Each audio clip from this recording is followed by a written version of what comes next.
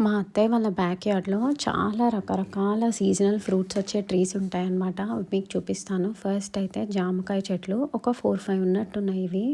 పిచ్చి పిచ్చిగా వస్తాయి జామకాయలైతే. దాని నెక్స్ట్ మామిడికాయ చెట్లు కూడా చాలా వెరైటీస్ ఉన్నాయి. బంగినపల్లి రసాలు అలాగా. ఇవైతే నేను చూపించేవి పునాస అంటారు కదా! సీజన్‌కి సంబంధం లేకుండా వస్తూ ఉంటాయి. పప్పులో, కూరల్లో వేసుకుంటారు. ఆ మ్యాంగోస్. ఇంకా మేము వెళ్ళింది జూలై, ఏం సీజన్ లేదు. సో, ఏం ఫ్రూట్స్ కూడా లేవు. ఇది రామఫలము. దీన్ని నేను ఫస్ట్ టైం చూసాను. దీని పువ్వు నాకు కొంచెం సంపెంగ పువ్వులాగా అనిపించింది. ఇంకొక 2 నేరేడు చెట్లు ఉన్నాయన్నమాట. మేము యూజువల్‌గా ఇండియా వచ్చినప్పుడు చెప్పా కదా! ఏది రాదనమాట. ఏ సీజన్ ఉండదు. అటు మ్యాంగోస్ రావు, జామకాయలు రావు, నేరేడు పళ్ళు రావు, ఏమీ రావు. కానీ మా అత్తయ్య నార్మల్ టైమ్స్‌లో తనకి త్రూ అవుట్ ద ఇయర్ కూడా రకరకాల ఫ్రూట్స్ వస్తూనే ఉంటాయి బ్యాక్ యార్డ్ నుంచి. ఇప్పుడైతే కమింగ్ సీజన్ ఇంకా సపోటా కదా! సో, బ్యాక్ యార్డ్‌లో ఉన్న సపోటా చెట్లకి ఫుల్లుగా పూతొచ్చేసింది. కొన్ని పిందెలు కూడా ఉన్నాయి. ఇంకా మేము ఒకటి కోసి యాక్చువల్‌గా పండిద్దామని అనుకున్నాము. కానీ ఇంకా అలాగే మర్చిపోయి వచ్చేసాము. సో, ఈ సపోటా చెట్లు కూడా మంచిగా వచ్చాయి. వీటన్నిటికి కూడా ఏమి ఫర్టిలైజర్స్ వేయరు. దే ఆర్ ఆల్ ఆర్గానిక్ అసలు.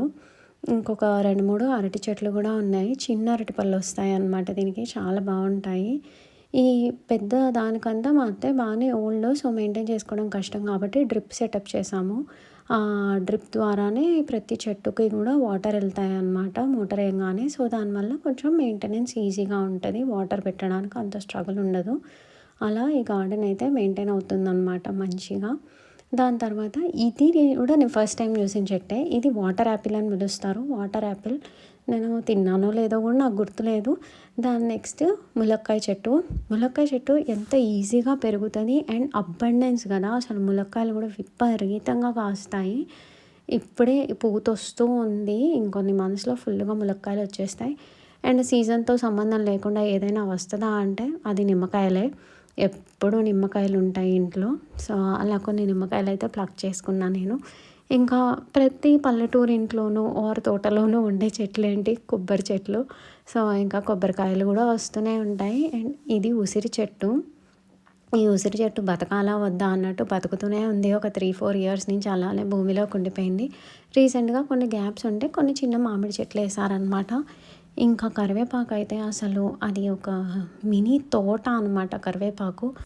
ఇన్ని చెట్లతో పాటు చాలా రకాల జంతువులు కూడా ఉంటాయి. పాములు వస్తూ ఉంటాయి బాగానే.